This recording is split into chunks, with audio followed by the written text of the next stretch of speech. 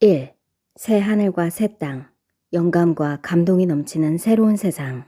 새 하늘과 새 땅. 이 말만 들어도 가슴이 뜁니다. 현재 우리가 사는 우주는 그 크기가 측량할 수 없을 만큼 광대하지만 인류는 아직 태양계를 벗어나지 못했고 그 너머에 발자국을 남기지 못했습니다. 우주가 아무리 넓고 별들이 많아도 생명이 존재한다는 증거는 전혀 없습니다. 그러나 새 하늘과 새 땅은 다릅니다. 이곳에서는 행성 간 여행이 가능하고 모든 행성은 생명력으로 풍성하며 상상할 수 없는 만국시대가 펼쳐집니다. 요한계시록은 이 놀라운 곳에 누가 들어갈 수 있고 누가 들어갈 수 없는지를 분명히 밝힙니다. 하나님께서는 말씀하셨습니다. 보라, 내가 새 하늘과 새 땅을 창조하나니 이전 것은 기억되거나 마음에 생각나지 아니할 것이라. 처음 하늘과 땅은 하나님께서 창조하셨지만 구원받기 전에 인류를 위해 준비된 것이었습니다. 그리고 인간의 범죄로 여러 번 저주받아왔고 우리는 그 광대한 우주를 온전히 누리지 못했습니다. 반면 새 하늘과 새 땅은 영원히 기뻐하며 즐거워할 곳입니다. 너희는 내가 창조하는 것으로 말미암아 영원히 기뻐하며 즐거워할지니라. 이 새로운 우주는 영원히 존재하며 세 번째 창조는 없을 것입니다. 내가 지을 새 하늘과 새 땅이 내 앞에 항상 있을 것이다. 요한계시록은 새 하늘과 새 땅, 그리고 새 예루살렘 성을 그리스도의 신부들을 위해 하나님께서 준비하셨다고 전합니다. 또 내가 새 하늘과 새 땅을 보니 처음 하늘과 처음 땅이 없어졌고 바다도 다시 있지 않더라. 또 내가 보매 거룩한 성 새 예루살렘이 하나님께로부터 하늘에서 내려오니 그 준비한 것이 신부가 남편을 위하여 단장한 것 같더라. 여기서 새로운이라는 단어는 헬라어 카이논으로 질적으로 완전히 새로운 것을 의미합니다. 새 하늘과 새 땅은 단순히 외형이 바뀌는 것이 아니라 우주를 구성하는 물질, 물리 법칙, 시간, 공간이 완전히 달라질 것입니다. 내가 만물을 새롭게 하노라. 이 말씀은 이전의 모든 것이 지나가고 무한히 풍성한 생명으로 가득한 새로운 우주가 도래함을 나타냅니다. 2. 새 하늘과 새 땅에 들어가지 못하는 자들. 하나님께서는 누구든 자격을 갖추면 이 영원히 복된 곳에 들어갈 수 있도록 문을 열어놓으셨습니다. 하지만 모두가 이곳에 들어갈 수 있는 것은 아닙니다.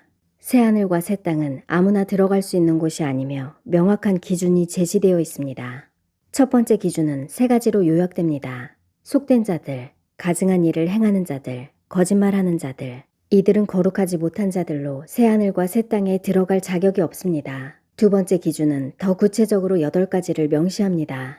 두려워하는 자들, 믿지 아니하는 자들, 흉악한 자들, 살인자, 음행하는 자들, 점술가들, 우상숭배자들, 거짓말하는 모든 자들은 불과 유황으로 타는 못에 던져지리니 이것이 둘째 사망이라. 이들은 단순히 새 하늘과 새 땅에 들어가지 못하는 것에 그치지 않고 불못에서 영원한 고통을 겪게 됩니다. 거짓말에는 말로 짓는 비방과 비판, 험담하는 죄악들이 포함됩니다. 이는 하나님께서 죄악을 얼마나 심각하게 여기시는지를 보여줍니다. 죄는 단순한 실수가 아니라 영원한 운명을 결정짓는 중대한 문제입니다. 3.